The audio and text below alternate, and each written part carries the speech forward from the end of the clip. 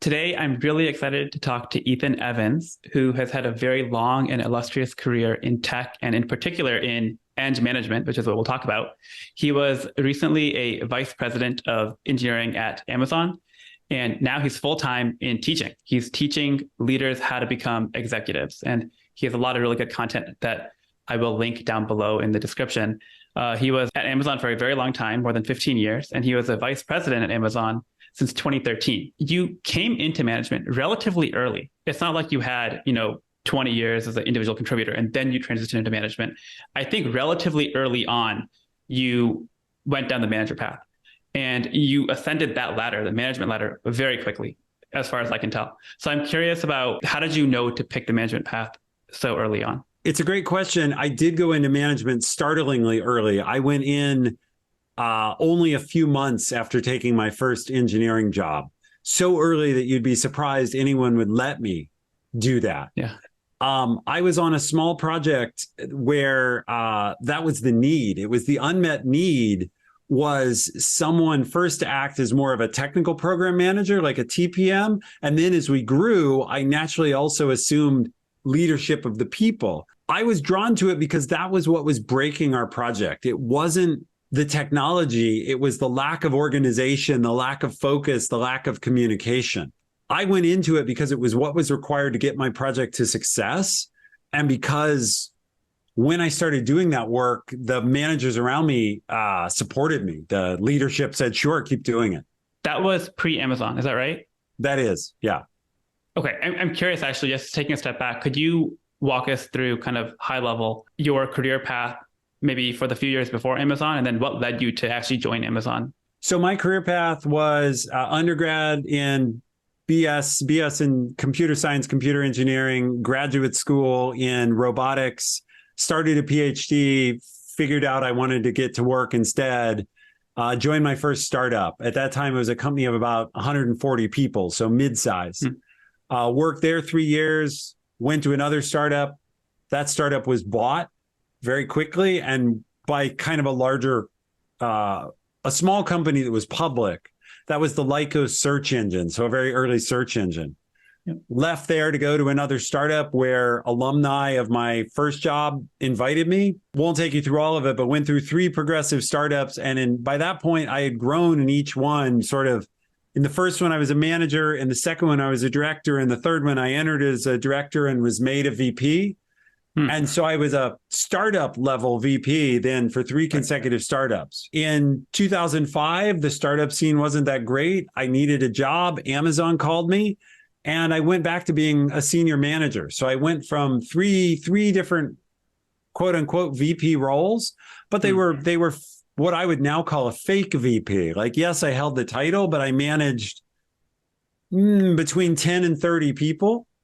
And when I went to Amazon, I started with a team of 6, and over a long span of time, that grew to a team of 800, and I became sort of a true vice president.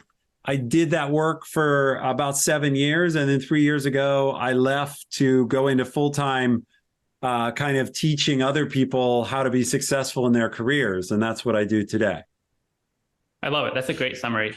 2 questions from that. One is you had this string of successive startups. I imagine that was like the 90s, late 90s that you did that. And you did ascend rapidly, right? Yep. I'm curious, what would you say was the core skill that you brought that let you go from first-time manager, director, VP at startup land so quickly in that time? Or was it, do you think, a function of just how quickly everything in .com and technology was booming back then? Definitely high growth gave me the opportunity, but that's only part of it. It gave me the opportunity to capitalize on that opportunity.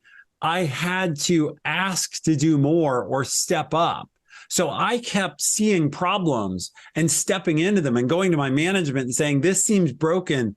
I'll fix it, but I need people, or I'll fix it. I'm going to do this, or what do you need done?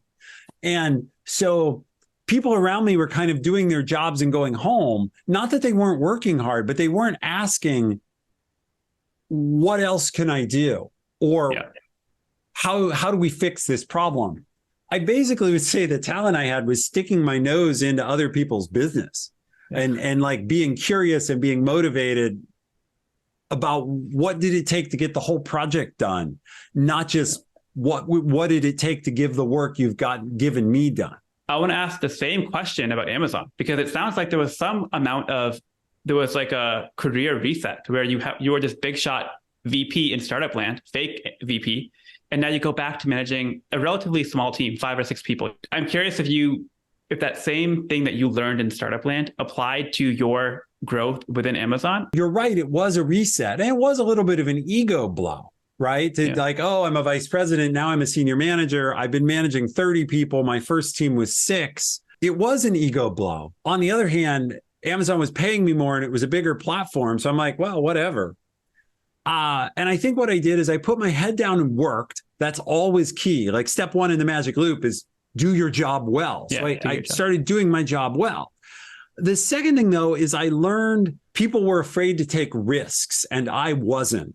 And so the key thing that got me promoted from senior manager to director was I put forward a project along with one other person. And some people were skeptical about it. And there was a meeting where the SVP said, well, I wouldn't do this project, but I'm not going to make the final call. Like, I'm going to let you make the final call. And I said, great, I'm going to do it. Well, then the project turned out to be very well received and to greatly grow our revenue and market share and so on. So in my promo document, it basically says, well, Ethan made the call to build this thing and it worked. That's why we should promote him. He makes good calls. Again, being bold and looking at what does it take to make the business succeed was what allowed me to grow. I took risks and they didn't all work out. I've documented some of places where my risks catastrophically blew up. Yeah. But my batting average was high enough that on average, people said that guy makes the business grow. Yeah. Like be contrarian, but also be correct, at least some of the time. Otherwise, being contrarian doesn't help if you don't actually deliver on it. Yeah. Being contrarian wrong all the time will get you fired.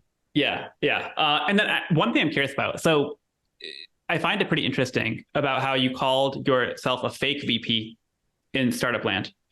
What kind of negotiation or discussion were you having with the Amazon hiring committee about where to bring you in? Because it seems like a pretty big drop, and yet you were still paid more, it sounds like, when you went to Amazon. So how did that discussion happen on where you would end up within the Amazon big tech structure? Yeah, it's a good question. So Amazon reached out to me and they didn't talk about title, and they interviewed me and they came back with an offer, and I asked about directorship.